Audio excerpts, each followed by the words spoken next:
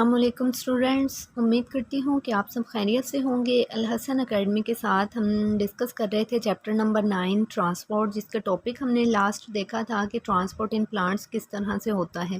First of all हमने इसमें major concepts को डिस्कस किया था, देन हमने इसका इंट्रो और फिर हमने ट्रांसपोर्ट इन प्लांट्स में जो थोड़ी सी मेन चीज़ें थी उनको डिस्कस किया था। आज जो हमारा डिटेल टॉपिक है that is water and ion Uptake. ठीक है, तो आप लोगों को ये पता है कि प्लांट जो है उसके दो पार्ट्स होते हैं, रूट्स होती हैं और शूट्स होती हैं। ठीक है, मतलब कि स्टेम वगैरह जो रूट होते हैं वो रेडिकल से निकलते हैं। आज हमने रूट के बारे में स्टडी करना है।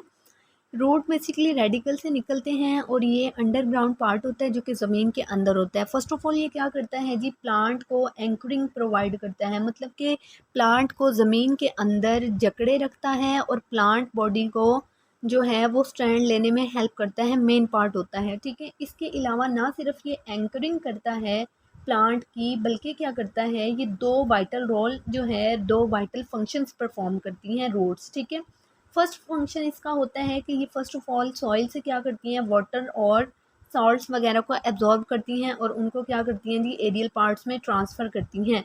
सेकंड फंक्शन इसका होता है कि ये प्लांट को कंडक्टिंग टिश्यूज़ प्रोवाइड करती हैं जो कि डिस्ट्रीब्यूट कर देते हैं इसके सब्सटेंसेस को टिश्यूज़ ऑफ स्टेम तक। अब यहाँ पे सवाल ये पैदा होता है कि what is conducting tissues. Conducting tissues basically हमारे पास वेस्कुलर टिश्यूज़ को बोला जाता है। कंडक्टिंग टिश्यूज़ हमारे पास वेस्कुलर बंडल को बोला जाता है, जिसमें हमारे पास दो किस्म के टिश्यूज़ आते हैं, जाइलम और फ्लोएम। जाइलम जो होते हैं ये रिस्पॉन्सिबल होते हैं ट्रांसपोर्ट ऑफ वाटर के लिए और डिजॉल्व सब्सटेंसेस के लिए, जो कि रूट्स से एरियल पार्ट्स में पौधों में, मतलब कि पौधे से जड़ों के ज़रिए से पानी और नमकियात को जज्ब करके एब्जॉर्ब करते पहुंचाते हैं प्लांट के एरियल पार्ट्स तक। अब ये जो जाइलम होता है इसके आगे से दो पार्ट्स होते हैं, वेजल एलिमेंट्स और ट्रैकिड्स। मतलब कि जाइलम के आगे से दो पार्ट्स होते हैं, दैट इज़ वेजल एलिमेंट्स और ट्रैकिड्स। जबकि फ्लोएम क्या होते हैं, जो कि कंडक्टिंग टिश्यूज़ का दूसरा मेन पार्ट था। फ्लोएम जो कि क्या करते हैं, फूड की ट्रांसपोर्ट करते हैं from roots to aerial parts of the plant. और ये भी आगे से दो किस्म की इसकी टाइप्स होती हैं। ठीक है, एक होते हैं जी हमारे पास सीव ट्यूब, दूसरे होते हैं कंपेनियन सेल।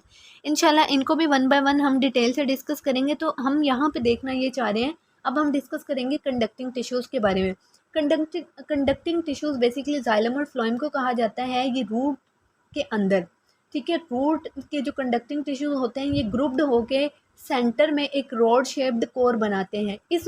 ये जो रॉड शेप्ड कोर बनाते हैं, ये जो हमारे पास रूट की लेंथ होती है वहाँ तक एक्सटेंड हुई जाते हैं। मतलब कि अगर ये हमारे पास रूट्स है ना, तो ये जो इस तरह से जाइलम और फ्लोएम टिश्यूज़ ने, मतलब कि कंडक्टिंग टिश्यूज़ ने आपस में मिल के ग्रुप बना के इनके सेंटर में रॉड शेप्ड कोर बनाई थी ना।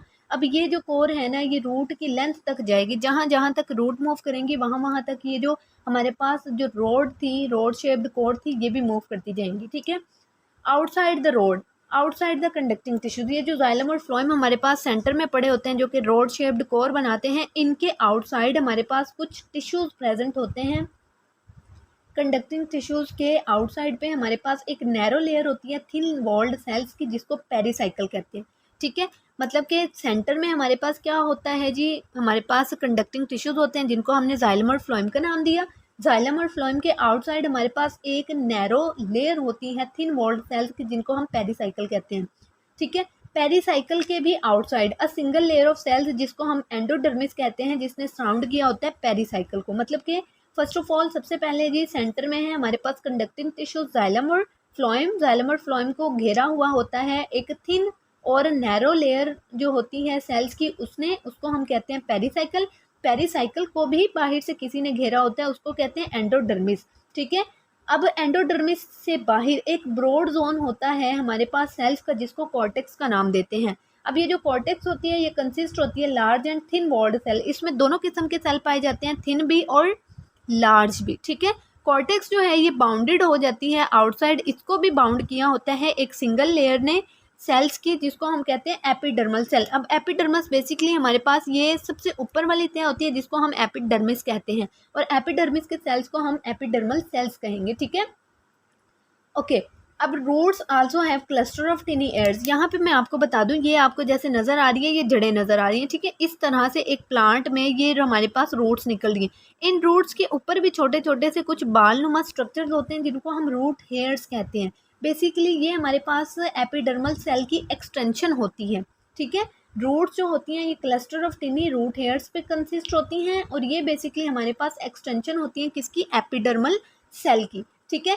यहाँ पे मैं आप लोगों को ये बताती चलूँ कि हमारे पास जो रूट हेयर्स होती हैं ना, ये क्या करती हैं, रूट के अंदर प्रेजेंट होने का इसका मकसद ये होता है, देखें जी, ये अगर हमारे पास यहाँ पे देखें, ये अगर हमारे पास रूट है ना, रूट निकल रही है, रूट हमने कह दिया कि ये इस तरह निकल रही हैं, लेकिन रूट के ऊपर भी कुछ इस तरह से एक्सटेंशन होती हैं, इनको बोला जाता है रूट हेयर्स। इनका मकसद होता है कि ये प्लांट बॉडी को या रूट बॉडी को क्या करें जी, लार्ज सरफेस एरिया प्रोवाइड कर सकें, किसके लिए, ज़्यादा एब्जॉर्प्शन के लिए। ये जैसे जैसे ग्रो करती हैं, ठीक है, out into the space between soil particle, क्योंकि ये जिस तरह से ग्रो करती हैं इनका डायरेक्ट कांटेक्ट हो जाता है वाटर के साथ, और जिस तरह ही इनका वाटर के साथ कांटेक्ट हो जाता है, कांटेक्ट हो जाता है, ये क्या करती हैं, ज़्यादा से ज़्यादा एब्जॉर्प्शन करवाती हैं रूट्स को, ठीक है। अब जो रूट हेयर के जो साइटोप्लाज्म होते हैं ना, उनके अंदर हायर कंसनट्रेशन होती है सॉल्ट्स की वाटर से, ठीक है।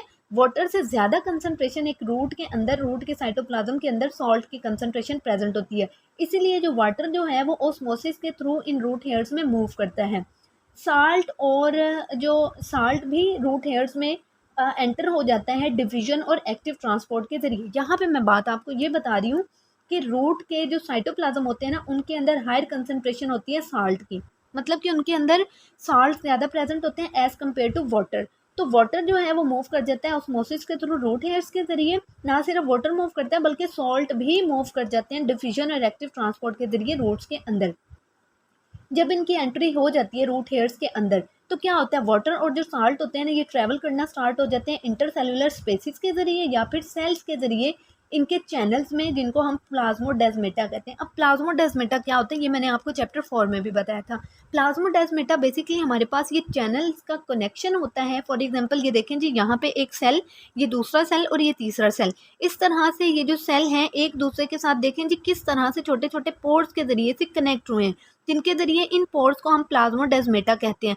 इन प्लाज्मोडेस्मेटा के जरिए एक सेल से साइटोप्लाज्म दूसरे सेल में और दूसरे सेल से साइटोप्लाज्म तीसरे सेल में, इस तरह से जो साइटोप्लाज्म है वो मूव करता जाता है इन प्लाज्मोडेस्मेटा के थ्रू, और क्या करता है, पहुंच जाता है जाइलम टिश्यूज पे। क्योंकि हम यहाँ पे बात कर रहे हैं साल्ट्स और वाटर की, तो इन्हीं प्लाज्मोडेस्मेटा के जरिए रूट से क्या होगा जी, इन प्लाज्मोडेस्मेटा के जरिए जो वाटर और साल्ट है वो मूव करते जाएंगे जाइलम टिश्यूज के जरिए, और जाइलम टिश्यूज में, और जब जाइलम टिश्यूज में पानी और जो सॉल्ट्स हैं वो पहुंच जाते हैं, तो जाइलम टिश्यू क्या करता है, इसी पानी और सॉल्ट को कैरी करता है और इसको एरियल पार्ट जो होते हैं प्लांट के, वहाँ तक ट्रांसफ़र कर दिया जाता है। वाटर जो है हमेशा मूव करता है हायर से लोअर कंसनट्रेशन की तरफ, ठीक है। हायर वाटर पोटेंशियल से क्या करता है, लोअर वाटर पोटेंशियल की तरफ मूव करता है। इनका जो रिलेशनशिप होता है ना, सल्यूट कंसनट्रेशन का और वाटर कंसनट्रेशन का, वो बेसिकली इन्वर्स होता है। मतलब कि अगर किसी भी प्लांट बॉडी में अगर तो वाटर कंसनट्रेशन ज़्यादा है, तो वहाँ पे डेफिनेटली सॉल्ट की कंसनट्रेशन कम होगी, और अगर कहीं पे जो है सॉल्ट की कंसनट्रेशन ज़्यादा है, तो वहाँ पे डेफिनेटली वाटर का पोटेंशियल कम होगा। मतलब कि एक चीज़ अगर बढ़ रही है तो दूसरी डेफिनेटली क्या होगी, कम होगी। यहाँ पे देखिए जी, वो बता भी रहे हैं आपको कि when there is a lot of solute, जब एक प्लांट के अंदर या किसी भी बॉडी के अंदर लॉट ऑफ सल्यूट होगा, मतलब कि हाइपरटोनिक सोल्यूशन प्रेजेंट होगा, तो वहाँ पे वाटर पोटेंशियल क्या होगा, बहुत ही कम होगा, लो होगा, वाइस वर्सा होगा, ठीक है। तो डियर स्टूडेंट्स, ये था हमारा आज का टॉपिक। आई होप सो कि आप लोगों को क्लियर हुआ होगा, ठीक है। और तो दुआओं में याद रखिएगा, अपना बहुत सारा ख्याल रखिएगा। मिलते हैं हम अपनी नेक्स्ट वीडियो के साथ, तब तक के लिए फ़ी अमानिल्लाह, अल्लाह हाफिज़।